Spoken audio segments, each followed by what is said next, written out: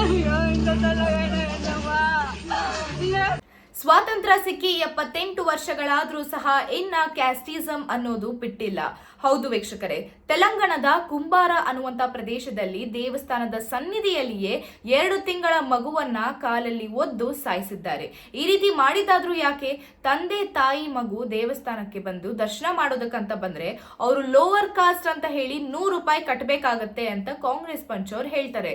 ಆದ್ರೆ ಈ ರೀತಿ ಹೇಳಿದಾಗ ತಂದೆ ತಾಯಿ ದೇವರ ದರ್ಶನ ಮಾಡೋದಕ್ಕೆ ನಾವ್ ಯಾಕೆ ದುಡ್ಡು ಕೊಡ್ಬೇಕು ಅಂತ ಕೇಳಿದಾಗ ಜಗಳ ಆರಂಭವಾಗುತ್ತೆ.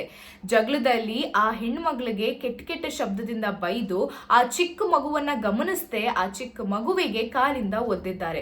ಕಾಲಿಂದ ಒದ್ದ ತಕ್ಷಣ ಆ ಮಗು ಅಲ್ಲೇ ಸತ್ ಹೋಗಿದೆ. ಈ ದೇವಸ್ಥಾನದ ಸನ್ನಿಧಿಯಲ್ಲಿಯೇ ಆ ಮಗು ಸತ್ ಹೋಗಿದೆ. ಈ ಒಂದು ಮಗುವಿನ ವಿಚಾರದವಾಗಿ ಪೊಲೀಸ್ ಸ್ಟೇಷನ್ಗೆ ಹೋಗಿ ಕಂಪ್ಲೇಂಟ್ ಕೊರೋನಾ ಅಂತ ಅಂದ್ರೆ ಆ ಪೊಲೀಸ್ ಅವರು ಕಂಪ್ಲೇಂಟ್ ಅನ್ನ ತಗೊಳ್ಳೋದಿಲ್ಲ.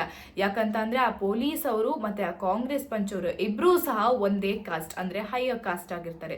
ಸೊ ಹಾಗಿದ್ರೆ ಈ ರೀತಿ ಮಾಡಿದ್ದಾದ್ರೂ ಯಾಕೆ? ಸ್ವಾತಂತ್ರ್ಯ ಸಿಕ್ಕಿ 78 ವರ್ಷಗಳಾದ್ರೂ ಸಹ ಇನ್ನ ಕ್ಯಾಸ್ಟಿಸಂ ಅನ್ನೋದು ತಲೆಯಿಂದ ಹೊರಗೆ ಹೋಗೇ ಇಲ್ವಾ? ಆ 2 ತಿಂಗಳ ಕಂದಮ್ಮ ಏನ್ ಮಾಡಿತ್ತು ಗೊತ್ತಿಲ್ಲ. ಸೊ ಹಾಗಿದ್ರೆ ಇದ್ರ ಬಗ್ಗೆ ನಿಮ್ಮ ಅನಿಸಿಕೆ ಏನು ಅನ್ನೋದನ್ನ ಕಮೆಂಟ್ ಸೆಕ್ಷನ್ ನಲ್ಲಿ ತಿಳಿಸಿ. ಯಾಕಂತ ಅಂದ್ರೆ ಆ 2 ತಿಂಗಳ ಮಗುವಿಗೆ ನ್ಯಾಯ ಸಿಗ್ಲೇಬೇಕು. ಇದೇ ರೀತಿಯಾದಂತಹ ಒಂದು ಅಪ್ಡೇಟ್ಸ್ಗಾಗಿ ಸಾರ್ವಭೌಮ ಟಿವಿಯನ್ನು ಫಾಲೋ ಮಾಡಿ ಮತ್ತು ಸಬ್ಸ್ಕ್ರೈಬ್ ಮಾಡಿ. ಧನ್ಯವಾದಗಳು. ನಾನು ನಿಮ್ಮ ಮೇಘನಾ.